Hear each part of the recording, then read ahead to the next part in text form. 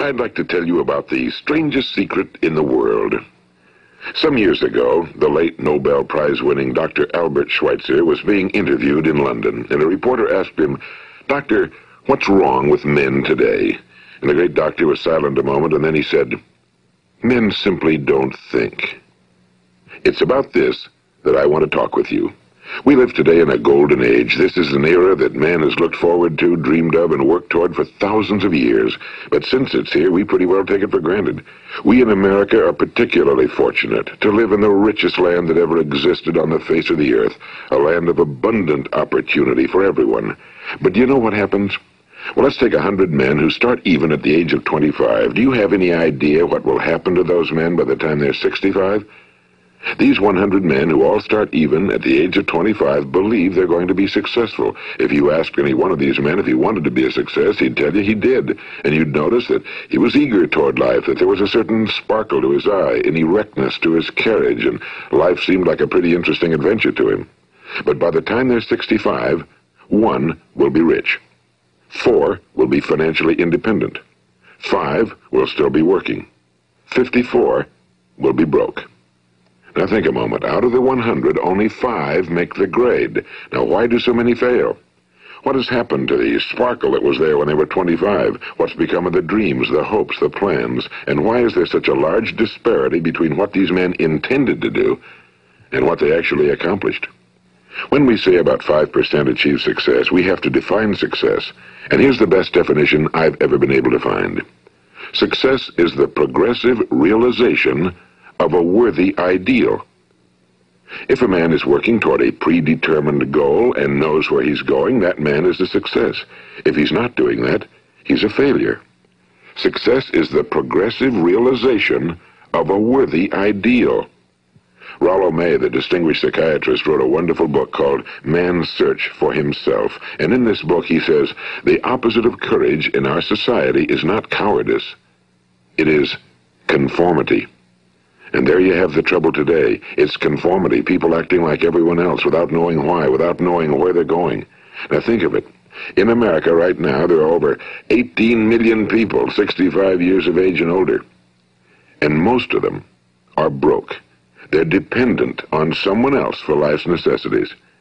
Now, we learn to read by the time we're 7. We learn to make a living by the time we're 25. Usually by that time, we're not only making a living, we're supporting a family. And yet by the time we're 65, we haven't learned how to become financially independent in the richest land that has ever been known. Why? We conform. And the trouble is that we're acting like the wrong percentage group, the 95 who don't succeed. Now, why do these people conform? Well, they really don't know. These people believe that their lives are shaped by circumstances, by things that happen to them, by exterior forces. They're outer-directed people. A survey was made one time that covered a lot of men, working men, and these men were asked, "Why do you work? Why do you get up in the morning?" 19 out of 20 had no idea. If you ask them, they'll say, well, everyone goes to work in the morning, and that's the reason they do it, because everyone else is doing it. Now let's get back to our definition of success. Who succeeds? The only person who succeeds is the person who is progressively realizing a worthy ideal. He's the person who says, I'm going to become this, and then begins to work toward that goal. I'll tell you who the successful people are. A success is the school teacher who's teaching school because that's what he or she wants to do. The success is the woman who's a wife and mother because she wanted to become a wife and mother and is doing a good job of it. The success is the man who runs the corner gas station because that was his dream. That's what he wanted to do. The success is the successful salesman who wants to become a top-notch salesman and grow and build with his organization. A success is anyone who is doing deliberately a predetermined job because that's what he decided to do deliberately. But only 1 out of 20 does that. That's why today there isn't really any competition unless we make it for ourselves. Instead of competing, all we have to do is create. You know, for 20 years, I looked for the key which would determine what would happen to a human being. Was there a key I wanted to know which would make the future a promise that we could foretell to a large extent? Was there a key that would guarantee a person's becoming successful if he only knew about it and knew how to use it? Well, there is such a key, and I've found it. Have you ever wondered why so many men work so hard and honestly without ever achieving anything in particular, and others don't seem to work hard and yet seem to get everything? They seem to have the magic touch. You've heard them say that about someone. Everything he touches turns to gold. And have you ever noticed that a man who becomes successful tends to continue to become successful? And on the other hand, have you noticed how a man who's a failure tends to continue to fail? Well, it's because of goals. Some of us have goals, some don't. People with goals succeed because they know where they're going. It's that simple. Think of a ship leaving a harbor, and think of it with the complete voyage mapped out and planned. The captain and crew know exactly where it's going and how long it'll take. It has a definite goal. Now, 9,999 times out of 10,000, it will get to where it started out to get. Now let's take another ship, just like the first, only let's not put a crew on it or a captain at the helm. Let's give it no aiming point, no goal, no destination. We just start the engines and let it go. I think you'll agree with me that if it gets out of the harbor at all, it will either sink or wind up on some deserted beach, a derelict. It can't go anyplace because it has no destination and no guidance, and it's the same with a human being. Take the salesman, for example. There's no other person in the world today with the future of a good salesman. Selling is the world's highest paid profession, if we're good at it and if we know where we're going. Every company needs top-notch salesmen, and they reward those men. The sky's the limit for them. But how many can you find? Someone once said the human race is fixed, not to prevent the strong from winning, but to prevent the weak from losing. The American economy today can be likened to a convoy in time of war. The entire economy is slowed down to protect its weakest link, just as the convoy had to go at the speed that would permit its slowest vessel to remain in formation. That's why it's so easy to make a living today. It takes no particular brains or talent to make a living and support a family today. So we have a plateau of so-called security, if that's what a person's looking for. But we do have to decide how high above this plateau we want to aim. Now let's get back to the strangest secret in the world, the story that I wanted to tell you today. Why do men with goals succeed in life and men without them fail? Well, let me tell you something which, if you really understand it, will alter your life immediately.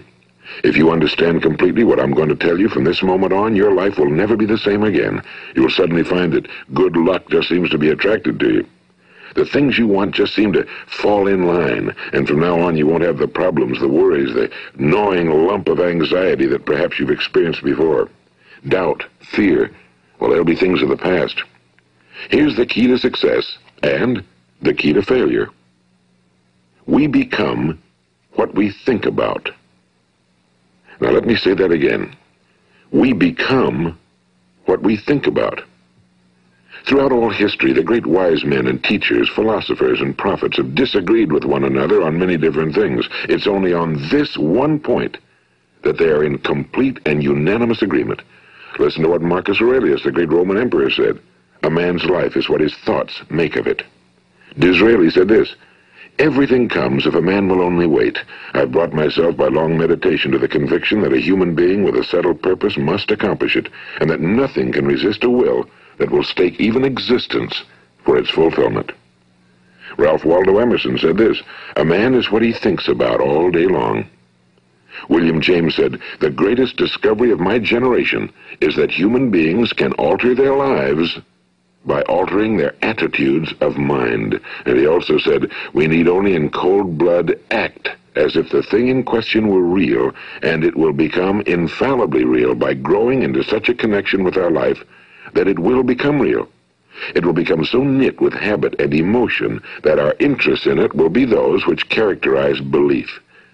And he also said, if you only care enough for a result, you will almost certainly attain it. If you wish to be rich, you will be rich. If you wish to be learned, you will be learned.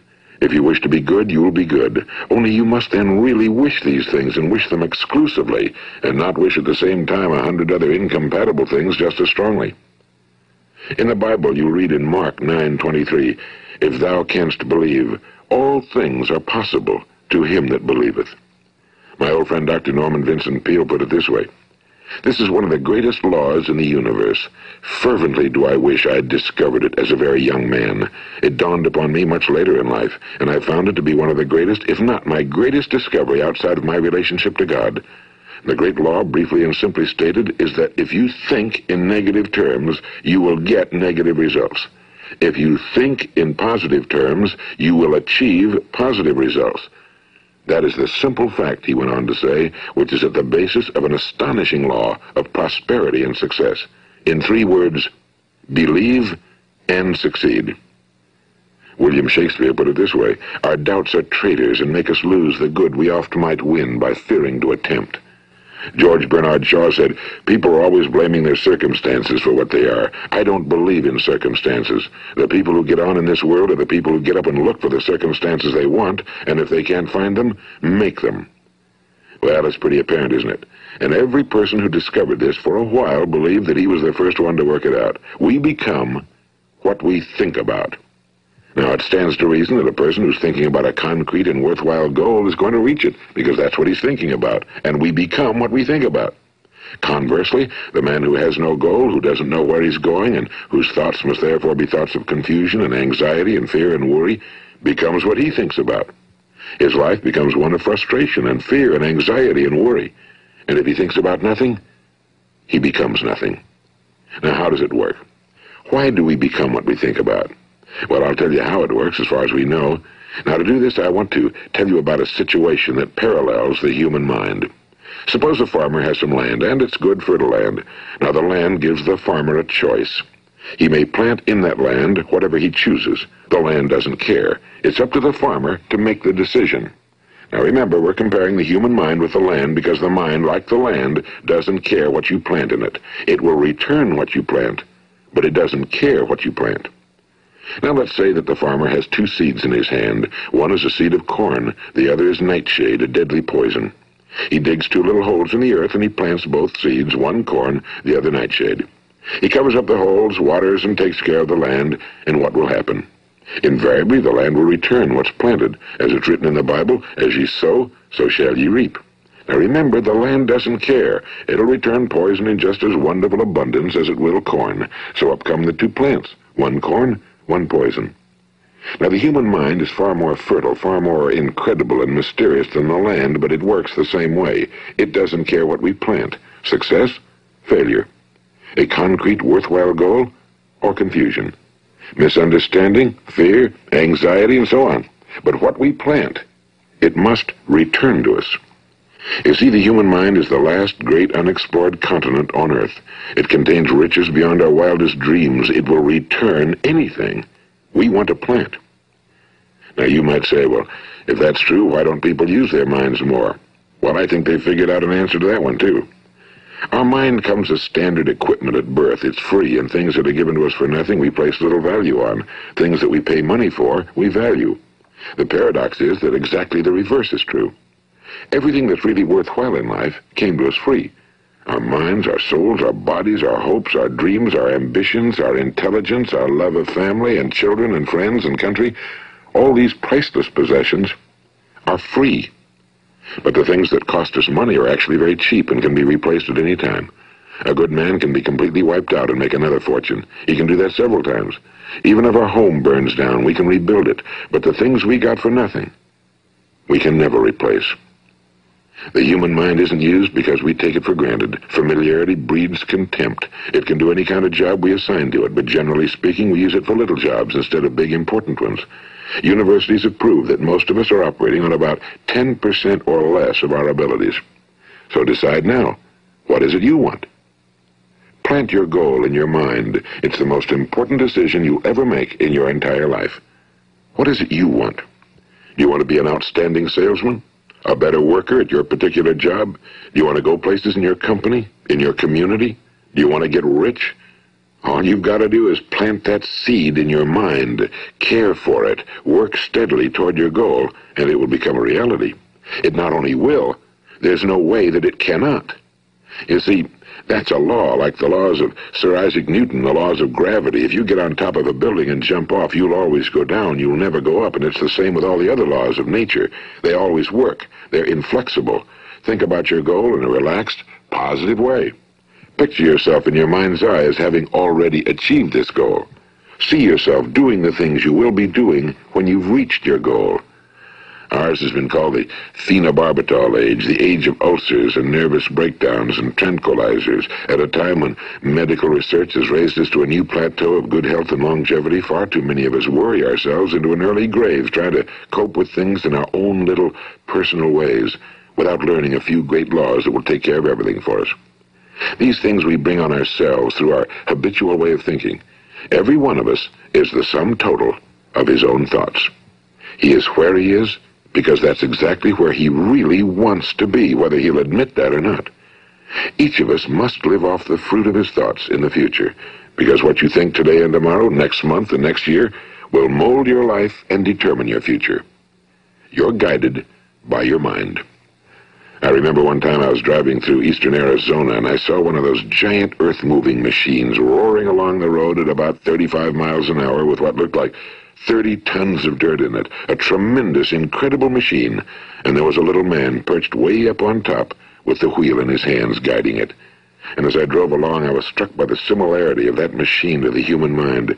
Just suppose you're sitting at the controls of such a vast source of energy. Are you going to sit back and fold your arms and let it run itself into a ditch? Or are you going to keep both hands firmly on the wheel and control and direct this power to a specific, worthwhile purpose? It's up to you. You're in the driver's seat. You see, the very law that gives us success is a two-edged sword. We must control our thinking. The same rule that can lead a man to a life of success, wealth, happiness, and all the things he ever dreamed of for himself and his family. That very same law can lead him into the gutter. It's all in how he uses it, for good or for bad. This is the strangest secret in the world. Now, why do I say it's strange, and why do I call it a secret? Actually, it isn't a secret at all. It was first promulgated by some of the earliest wise men, and it appears again and again throughout the Bible, but very few people have learned it, understand it. That's why it's strange, and why for some equally strange reason it virtually remains a secret. I believe that you could go out and walk down the main street of your town and ask one man after another what the secret of success is, and you probably wouldn't run into one man in a month who could tell you. Now, this information is enormously valuable to us if we really understand it and apply it. It's valuable to us not only for our own lives, but the lives of those around us, our families, employees, associates, and friends. Life should be an exciting adventure. It should never be a bore. A man should live fully, be alive. He should be glad to get out of bed in the morning. He should be doing a job he likes to do because he does it well. One time I heard Grove Patterson, the great late editor-in-chief of the Toledo Daily Blade, make a speech, and as he concluded his speech, he said something I've never forgotten. He said, "My years in the newspaper business have convinced me of several things. Among them, that people are basically good, and that we came from someplace, and we're going someplace. So we should make our time here an exciting adventure. The architect of the universe didn't build a stairway leading nowhere." And the greatest teacher of all, the carpenter from the plains of Galilee, gave us the secret time and time again. As ye believe, so shall it be done unto you. I've explained the strangest secret in the world and how it works. Now, on this side, I want to explain how you can prove to yourself the enormous returns possible in your own life by putting this secret to a practical test. I want you to make a test that will last 30 days. It isn't going to be easy, but if you'll give it a good try, it will completely change your life for the better. Now, back in the 17th century, Sir Isaac Newton, the English mathematician and natural philosopher, gave us some natural laws of physics which apply as much to human beings as they do to the movement of bodies in the universe. And one of these laws is that for every action, there is an equal and opposite reaction. Simply stated, as it applies to you and me, it means we can achieve nothing without paying the price. The results of your 30-day experiment will be in direct proportion to the effort you put forth. To be a doctor, you must pay the price of long years of difficult study. To be successful in selling, and remember that each of us succeeds to the extent of his ability to sell. Selling our families on our ideas, selling education in schools, selling our children on the advantages of living the good and honest life, selling our associates and employees on the importance of being exceptional people. To, of course, the profession of selling itself. But to be successful in selling our way to the good life, we must be willing to pay the price. Now, what is that price? Well, it's many things. First, it's understanding emotionally, as well as intellectually, that we literally become what we think about, that we must control our thoughts if we're to control our lives. It's understanding fully that as ye sow, so shall ye reap. Second, it's cutting away all fetters from the mind and permitting it to soar as it was divinely designed to do. It's the realization that your limitations are self-imposed and that the opportunities for you today are enormous beyond belief. It's rising above narrow-minded pettiness and prejudice. And third, it's using all your courage to force yourself to think positively on your own problem, to set a definite and clearly defined goal for yourself, to let your marvelous mind think about your goal from all possible angles, to let your imagination speculate freely upon many different possible solutions, to refuse to believe that there are any circumstances sufficiently strong to defeat you in the accomplishment of your purpose, to act promptly and decisively when your course is clear, and to keep constantly aware of the fact that you are, at this moment, standing in the middle of your own acres of diamonds, as Russell Conwell used to point out. And fourth, save at least 10% of every dollar you earn. It's also remembering that no matter what your present job, it has enormous possibilities if you're willing to pay the price. Now let's just go over the important points in the price each of us must pay to achieve the wonderful life that can be ours. It is, of course, worth any price. 1. You will become what you think about. 2. Remember the word imagination and let your mind begin to soar. 3. Courage. Concentrate on your goal every day. 4. Save 10% of what you earn. And 5. Action. Ideas are worthless unless we act on them. Now, I'll try to outline the 30-day test I want you to make. Keep in mind that you have nothing to lose by making this test and everything you could possibly want to gain. There are two things that may be said of everyone. Each of us wants something, and each of us is afraid of something. I want you to write on a card what it is you want more than anything else. It may be more money. Perhaps you'd like to double your income or make a specific amount of money. It may be a beautiful home. It may be success at your job. It may be a particular position in life. It could be a more harmonious family. Each of us wants something. Now write down on your card specifically what it is you want. Make sure it's a single goal and clearly defined. You needn't show it to anyone, but carry it with you so that you can look at it several times a day. Think about it in a cheerful, relaxed, positive way each morning when you get up, and immediately you have something to work for, something to get out of bed for, something to live for. Look at it every chance you get during the day and just before going to bed at night. And as you look at it, remember that you must become what you think about, and since you're thinking about your goal, you realize that soon it will be yours. In fact, it's yours really the moment you write it down and begin to think about it. Look at the abundance all around you as you go about your daily business. You have as much right to this abundance as any other living creature. It's yours for the asking. Now we come to the difficult part. Difficult because it means the formation of what is probably a brand new habit, and new habits are not easily formed. Once formed, however, it will follow you for the rest of your life. Stop thinking about what it is you fear. Each time a fearful or negative thought comes into your consciousness, replace it with a mental picture of your positive and worthwhile goal. And there'll come times when you'll feel like giving up. It's easier for a human being to think negatively than positively. That's why only 5% are successful. You must begin now to place yourself in that group. For 30 days, you must take control of your mind. It will think about only what you permit it to think about. Each day for this 30-day test, do more than you have to do. In addition to maintaining a cheerful, positive outlook, give of yourself more than you've ever done before. Do this knowing that your returns in life must be in direct proportion to what you give. The moment you decide on a goal to work toward, you're immediately a successful person. You are then in that rare and successful category of people who know where they're going. Out of every 100 people, you belong to the top 5. Don't concern yourself too much with how you're going to achieve your goal. Leave that completely to a power greater than yourself. All you have to do is know where you're going. The answers will come to you of their own accord and at the right time. Remember these words from the Sermon on the Mount, and remember them well. Keep them constantly before you this month of your test. Ask, and it shall be given you. Seek, and ye shall find. Knock, and it shall be opened unto you. For every one that asketh receiveth, and he that seeketh findeth, and to him that knocketh it shall be opened. It's as marvelous and as simple as that.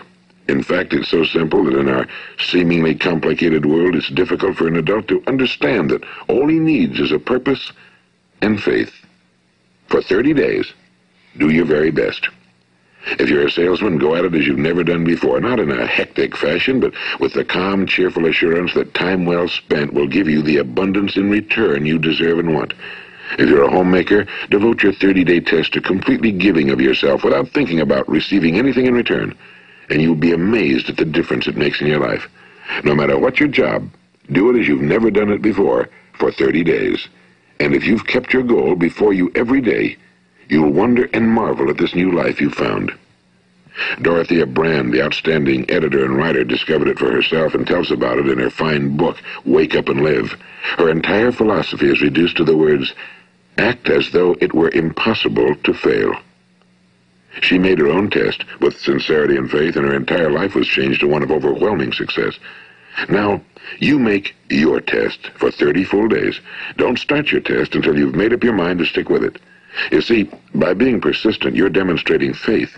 Persistence is simply another word for faith. If you didn't have faith, you'd never persist. If you should fail during your first 30 days, by that I mean suddenly find yourself overwhelmed by negative thoughts, you've got to start over again from that point and go 30 more days. Gradually, your new habit will form until you find yourself one of that wonderful minority to whom virtually nothing is impossible. And don't forget the card. It's vitally important as you begin this new way of living. On one side of the card, write your goal, whatever it may be. On the other side, write the words we've quoted from the Sermon on the Mount. Ask, and it shall be given you. Seek, and ye shall find. Knock, and it shall be opened unto you. Nothing great was ever accomplished without inspiration. See that during these crucial first 30 days, your own inspiration is kept at a peak. And above all, don't worry. Worry brings fear, and fear is crippling. The only thing that can cause you to worry during your test is trying to do it all yourself. Know that all you have to do is hold your goal before you. Everything else will take care of itself. Remember also to keep calm and cheerful. Don't let petty things annoy you and get you off course. Now, since making this test is difficult, some will say, why should I bother? Well, look at the alternative. No one wants to be a failure. No one really wants to be a mediocre individual. No one wants a life constantly filled with worry and fear and frustration. Therefore, remember that you must reap that which you sow. If you sow negative thoughts, your life will be filled with negative things. If you sow positive thoughts, your life will be cheerful, successful, and positive. Now, gradually, you will have a tendency to forget what you've heard on this recording. Play it often. Keep reminding yourself of what you must do to form this new habit. Gather your whole family around at regular intervals and listen to what's been said here. You know, most men will tell you that they want to make money without understanding the law. The only people who make money work in a mint. The rest of us must earn money. This is what causes those who keep looking for something for nothing or a free ride to fail in life. The only way to earn money is by providing people with services or products which are needed and useful. We exchange our time and our product or service for the other man's money. Therefore, the law is that our financial return will be in direct proportion to our service. Now, success is not the result of making money. Making money is the result of success, and success is in direct proportion to our service. Most people have this law backwards. They believe that you're successful if you earn a lot of money. The truth is that you can only earn money after you're successful. It's like the story of the man who sat in front of the stove and said to it, "Give me heat, and then I'll add the wood." How many men and women do you know, or do you suppose there are today, who take the same attitude toward life? There are millions. We've got to put the fuel in before we can expect heat. Likewise, we've got to be of service first before we can expect money. Don't concern yourself with the money. Be of service, build, work, dream, create. Do this and you'll find there's no limit to the prosperity and abundance that will come to you.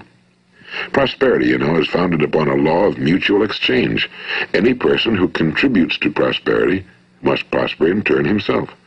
Sometimes the return will not come from those you serve, but it must come to you from someplace, because that's the law. For every action, there is an equal and opposite reaction. As you go daily through your 30-day test period, remember that your success will always be measured by the quality and quantity of service you render, and money is a yardstick for measuring this service. No man can get rich himself unless he enriches others. Now, there are no exceptions to a law. You can drive down any street in America and from your car estimate the service that's being rendered by the people living on that street. Had you ever thought of this yardstick before? It's interesting. Some, like ministers and priests and other devoted people, measure their returns in the realm of the spiritual, but again, their returns are equal to their service. Once this law is fully understood, any thinking person can tell his own fortune. If he wants more, he must be of more service to those from whom he receives his return. If he wants less, he has only to reduce his service. This is the price you must pay for what you want. If you believe you can enrich yourself by deluding others, you can end only by deluding yourself.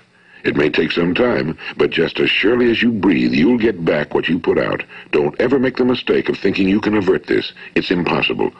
The prisons and the streets where the lonely walk are filled with people who tried to make new laws just for themselves. We may avoid the laws of man for a while, but there are greater laws that cannot be broken. An outstanding medical doctor recently pointed out 6 steps that will help you realize success. 1.